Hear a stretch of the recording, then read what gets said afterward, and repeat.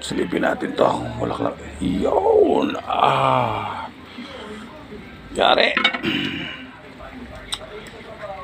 Yari na.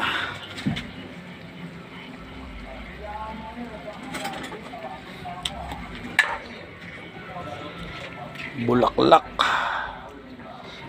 Tumatalsik pa bulaklak na yan.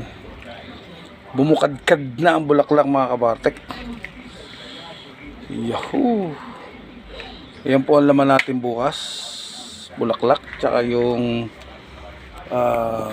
batok ng baboy, tsaka tokwa at mais. Meron tayong mais na nilalagay dyan. Kompleto po tayo ng ingredients. At ngayon po araw ng linggo, alam na.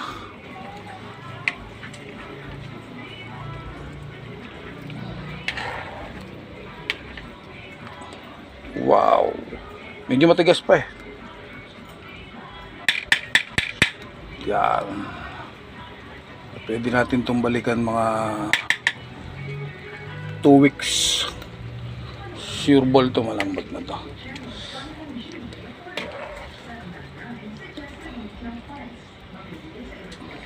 Bukadkad na bukadkad, oh. Marami ding mantikang magbigay ito eh. At susunod natin itong pakuluan. Yun nga pong tinali.